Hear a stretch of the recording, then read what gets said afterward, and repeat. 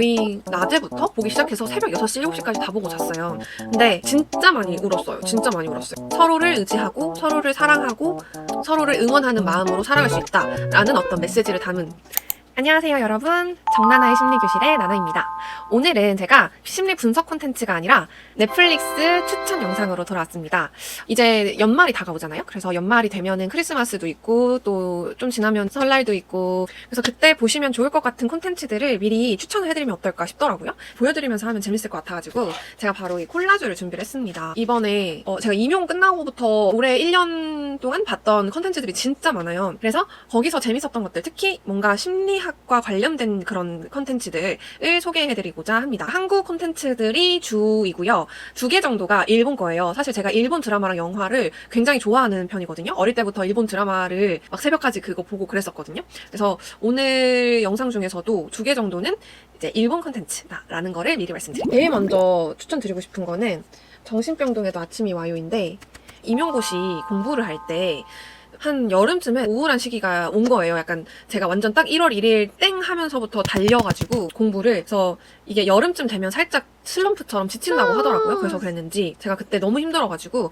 정신병동에도 아침이 와요를 봤습니다, 여러분. 근데 제가 원래는 드라마나 영화 같은 좀 시간이 걸리는 취미들 있잖아요. 뭔가 보고 있는 거? 그게 뭔가 시간 낭비라는 생각을 하고 있었어요. 제가 뭐 취업 아나운서 준비하고 이럴 때 항상 시간이 너무 부족하다 보니까 어떻게 하면 시간을 효율적으로 쓸 수 있을까를 늘 고민을 했었거든요. 그때 너무 우울할 때 유튜브에 어떻게 하면 우울함을 좀 극복을 할 수 있는지를 찾아보고 그랬었거든요. 그때 정신과 의사 선생님께서 어떤 드라마를 보거나 영화를 보는 게 이 우울감을 극복하는 데 굉장히 도움이 많이 된다는 거예요. 왜 우리 어릴 때는 TV가 바보상자다 이런 얘기가 있었잖아요. 바보상자다, 보면 안 된다, TV를 안 봐야 애가 똑똑하고 뭐 이런 게 있었잖아요. 저도 그때 사람이라서 그런 건지 그런 어떤 편견이 있었는데, 영화나 드라마를 보면서 그 인물과 어떤 공감을 하다 보면 나도 모르게 뭔가 감정의 정화 같은 게 일어난다라고 얘기를 해주셔서, 아 그러면은 한번 하나를 봐볼까? 라고 생각해서 본 게 바로 요겁니다. 정신병동에도 아침이 와요. 제가 그때 너무 힘들어가지고 그냥 혼자 호캉스를 갔어요. 그래서 약간 좀 외진 곳에 가가지고 혼자 차를 끌고 가서 호텔 예약을 해놓고 그냥 큰 TV가 있잖아요. 자취방에 살고 있었기 때문에 큰 TV가 없어서 큰 화면으로 볼 수 있었던 게 호텔이었는데, 거기서 정신병동에도 아침이 와요를 거의 낮에부터 보기 시작해서 새벽 6시, 7시까지 다 보고 잤어요. 근데 진짜 많이 울었어요. 진짜 많이 울었어요. 그 정신병동에도 아침이 와요는 정신병동에서 일하는 간호사가 겪는 에피소드들을 다루는 그런 시리즈입니다. 그래서 결국에는 박보영님이 연기한 주인공도 우울증에 빠지게 되는, 그리고 그걸 극복하는 과정을 그린 시리즈입니다. 주말마다 현강을 들으러 노량진에 가고 뭐 월요일 화요일에도 노량진에 가고 이럴 때였거든요.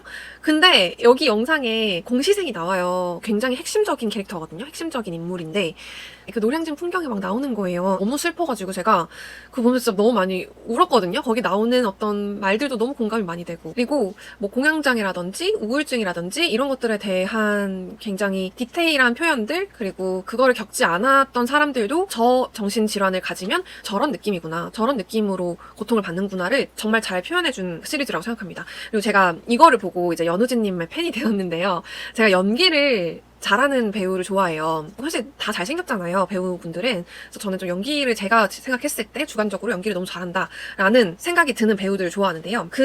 여기 시리즈에 있는 연우진님의 캐릭터가 저는 너무 위로가 많이 됐고, 그 캐릭터의 존재만으로 되게 위안을 받는 그런 느낌이 들었고, 그 캐릭터를 그렇게 표현할 수 있었던 연우진님이 너무 멋진 거예요. 그래서 그때부터 팬이 되었는데, 아무튼 굉장히 이제 옴니버스식으로 여러 가지 정신질환을 가진 환자들의 내용이 나와요. 그래서 되게 마음 아프고 그리고 공감도 많이 되고, 저런 사람들은 저런 걸로 고통을 받겠구나, 이런 것들에 대한 생각을 할 수 있고, 또 저는 너무 마음이 따뜻하고 기분이 좋았던 건 정신병동 간호사들의 얘기를 주로 다루고 있는데, 그 간호사들 간의 어떤 우정, 애환, 그리고 동료애? 이런 게 너무 저는 따뜻하고 좋더라고요. 그래서 그것만으로도 좀 치유를 많이 받았고, 저는 사실 사회생활이나 직장생활을 아나운서로만 했었는데, 이제 아나운서도 여러 가지 근무 형태들이 있지만 저는 유독 저 혼자서 아나운서거나 아니면은 그냥 아나운서여도 각자 그냥 따로따로 일하거나 이런 좀 시스템인 환경이 많았어요. 이제 제가 경험하지 못한 거에 대한 어떤 결핍을 채워준 느낌도 그리고 저는 뭔가 우리가 지금 살아가는 이 세상의 모습들을 비추는 시리즈들을 너무 좋아해요.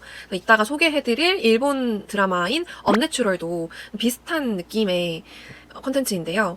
뭔가 이게 정신병동에도 아침이 와를 보면 너무 아픈 사람들, 너무 안 된 사람들의 이야기를 다루는데 그걸 보는데 어떤 인간과 삶에 대한 애정이 차오른다고 해야 되나요? 오히려 역설적으로 더 그런 마음이 드는 시리즈인 것 같습니다. 왜냐하면 이렇게 힘들고 이렇게 인생이 슬프고 이렇게 절망스러운 상황이 있어도 우리는 서로를 의지하고 서로를 사랑하고 서로를 응원하는 마음으로 살아갈 수 있다라는 어떤 메시지를 담은 저는 그런 우리의 삶을 비추는 시리즈를 좋아해서 더 그런 것 같아요.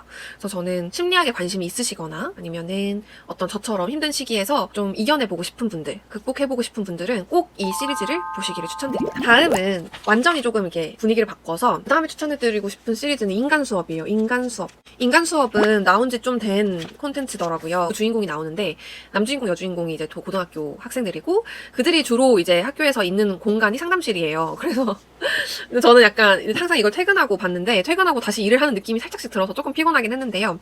제가 요거를 추천드리는 이유는 저는 인간의 어떤 양면성을 항상 느끼거든요. 인간은 모두가 웬만하면 다 양면성이 있다라고 저는 생각합니다. 근데 그 양면성에 대해서 좀 극단적으로 잘 표현해 놓은 시리즈라고 생각을 했습니다. 그래서 그냥 일반 사람들이 보기에는 아, 뭐 저런 설정이 있어. 좀 너무 영화적인 거 아니야? 라고 생각하실 수도 있을 것 같은데요. 저는 그렇게 생각하지 않았고 이렇게까지 범죄까지 저지르는 고등학생은 거의 없겠죠. 없겠지만 그래도 뭐 어느 정도 뭐 이제 우리가 겪을 수 있는 문제를 잘 다루고 있다.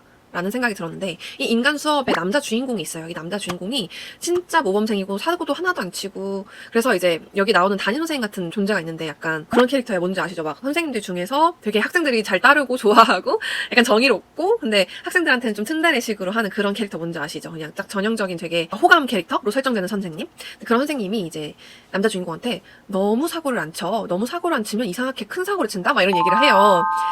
이제 이 남자 주인공이 진짜 모범생인데 사실은 무슨 일을 하고 있냐면요. 투잡처럼 방과 후에는 알선을 하는데 성매매 알선을 해요. 그런 어플을 만들어서 돈을 많이 벌려고. 왜냐면 나는 이제 집안이 불우했기 때문에 돈이 없고 내가 평범하게 대학을 가서 잘 살기 위해서는 나는 이 돈이 당연히 필요할 수밖에 없어 라는 어떤 정당성을 스스로 부여를 하면서 이 일을 하거든요. 그러다가 이제 여자 주인공도 나오는데 이 여자 주인공도 굉장히 양면성이 있는 캐릭터로 나와요. 그래서 남자 주인공도 그렇고 여자 주인공도 그렇고 둘 다 양면성이 있는 캐릭터로 나오는데 이 둘의 가정 환경은 완전히 반대예요. 남자 주인공은 너무 어렵게 컸고 가족도 없고 가난했고 근데 이 여자 주인공은 너무 부유하고 굉장히 명예와 어떤 부를 다 갖춘 부모님 밑에서 강압적으로 그리고 부모님의 지시에 따라서 살아가는 그런 여자 주인공인데요. 이 여자 주인공 가정이 나오는 장면이 있는데 저는 그게 굉장히 인상 깊게 봤거든요.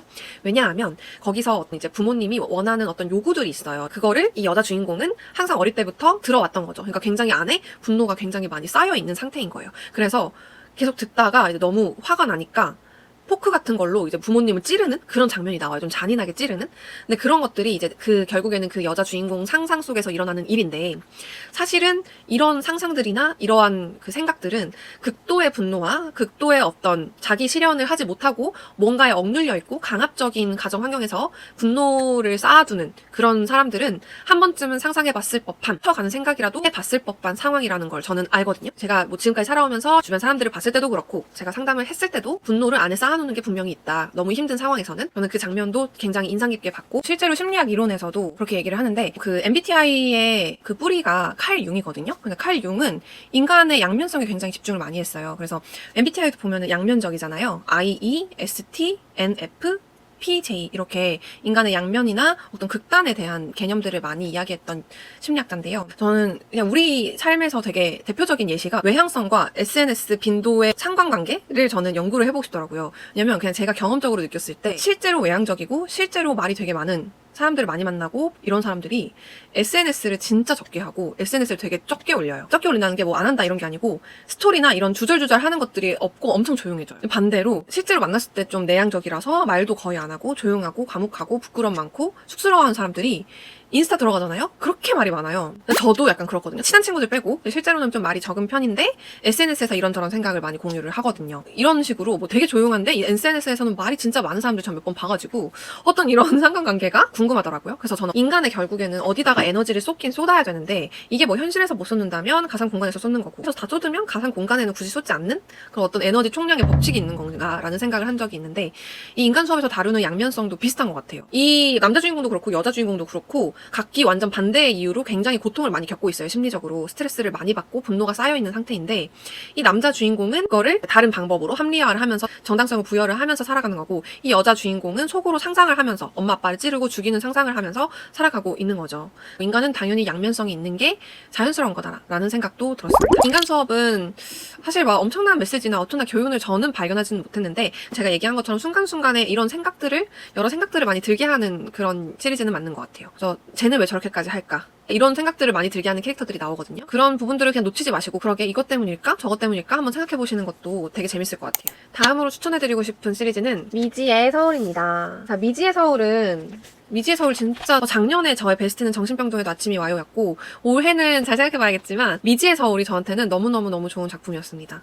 저는 여기에 이제 캐릭터가 어떻게 나오냐면, 줄거리가 이 미지가 있고 미래가 있어요. 미래랑 미지가 완전히 쌍둥이에요. 일란성 쌍둥이라 사람들이 구별을 잘 못해요. 똑같이 생겨서. 근데 미래랑 미지가 너무 다른 사람인 거예요. 미래는 공부도 잘하고 엄친아에 똑똑하고 완전 T이고, 미지는 반대, 완전 F에다가 체육 잘하고 체육 좋아하고 공부는 못하고, 두 쌍둥이가 굉장히 다른 성격인 설정인데요. 여기서 이제 미지라는 인물이 서울에 올라가게 되는 일이 생기면서 발생하는 모든 그 내용을 담은 게 미지의 서울입니다. 저는 이 시리즈를 왜 좋아했냐면, 제가 이제 20대를 살고 거의 30대에 접어들었는데, 제 20대의 초반의 이 모습은 미지 같고 20대 중반의 이 모습은 미래 같고, 그래서 너무너무 공감이 다 되는 거예요. 그래서 난 이것도 공감되고 이런 모습도 공감되고, 또 다른 캐릭터의 어떤 것도 다 공감이 되는 저를 보면서 나도 참 많은 경험을 했고 많은 거를 깨달았고 많은 걸 배웠구나 라는 생각이 들었거든요.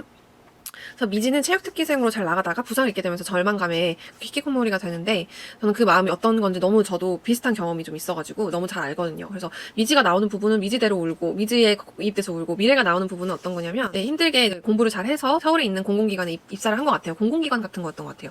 입사를 했는데 이제 거기서 어떤 사내 정치에 잘못 휘말리게 되면서 약간 자신은 정의를 지킨다고 하는 행동들이 이제 그들에게는 눈엣 가시가 된 거죠. 직장 동료나 그 상사분들한테는. 그래서 그때부터 완전 직장 내 왕따를 당하는 그런 모습을 다루는데, 저는 둘 다 비슷한 경험이 있어서 이 둘 다에 너무 몰입을 많이 해서 너무 많이 울었고요. 이거는 책으로 써도 되겠다 싶을 정도로 좋았던 문구들도 많았어요. 명대사들도. 제가 미지의 서울에서 가장 기억에 남는 대사는, 나에 대한 의심이 거친 자리에 새살처럼 피어나는 용기. 저는 그게 너무 정말 잘 쓴 대사라고 생각하고, 대표적으로 그게 있었어요. 어제는 지났고 내일은 모르고 오늘은 아직 시작 안 했다? 이런 거였는데 심리학적으로 보면 지금 여기에 집중할 수 있게 하는 문구거든요. 왜냐면 지금 여기에 집중하는 심리학 이론이 있어요. 게슈탈트 상담 이론에서는 지금 여기를 주목하거든요. 지금 여기, here and now라고 하는데, 지금 내가 속해 있는 여기, 그리고 지금 이 순간에 집중하면 인간은 우울하지 않다라고 이야기를 하거든요. 인간이 과거에 너무 매몰돼 있거나 미래에 너무 앞서서 걱정을 한다면 그 둘 다 뭔가 심리적인 문제를 유발할 수 있다고 보는 거예요. 그래서 그런 의미에서 미지의 서울의 그 문구는 정말 심리학적으로 의미가 있고 치유적인 그 효과가 있는 문구라고 저는 생각합니다. 이제 우리가 커서 성인이 돼서 어떤 힘든 역경들이 다 있잖아요. 사회생활을 하면서, 인간관계 하면서 어떤 세상이 갑자기 나한테 싫어졌을 때 그 절망감, 그런 거를 잘 다룬 시리즈라고 생각해서 꼭 한번 보시고 저처럼 위안을 받으셨으면 좋겠습니다.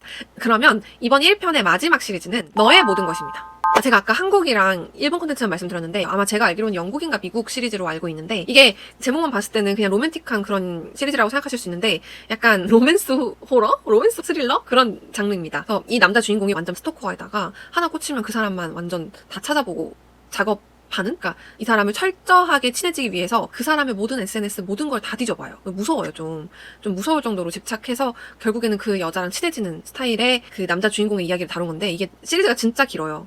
항상 주인공이 바뀌는 식으로 시리즈가 계속 되는데, 사실 저는 1이랑 2 시리즈 정도까지가 재밌게 봤고, 그걸 보다 보면은 저 사람은 왜 저렇게까지 그거에 집착을 할까? 라는 생각이 들기도 했습니다. 그냥 저는 이걸 보면 SNS를 다 끊어야 될 것 같다는 생각도 할 때가 있었어요. 그래서 일반인 수준의 관점이 아니고 스토킹이나 범죄자들은 저런 생각으로 살겠구나 라는 거를 좀 체험할 수 있는 그런 시리즈인 것 같습니다. 저는 이제 번외로 하나 더 추천드리고 싶은 게, 제 팬심을 반영해서 포쿠네 셰프는 가볍게 보는 좀 킬링타임용으로 재밌게 웃고 싶을 때는 포쿠네 셰프를 보시면 좋을 것 같고요. 나머지는 이제 그 다음 편에서 한번 소개해 보도록 하겠습니다. 제가 원래는 이제 8개를 준비를 했는데 8개를 다 소개해드리려고 했었는데요. 영상 용량도 그렇고 제가 지금 너무 힘들어가지고 2개로 나눠서 다음에는 2편으로 돌아오도록 하겠습니다. 이런 거 해줬으면 좋겠다라는 내용이 있으시면 댓글로 자유롭게 남겨주시면, 혹은 DM으로 남겨주시면 제가 적극적으로 반영하도록 하겠습니다. 안녕!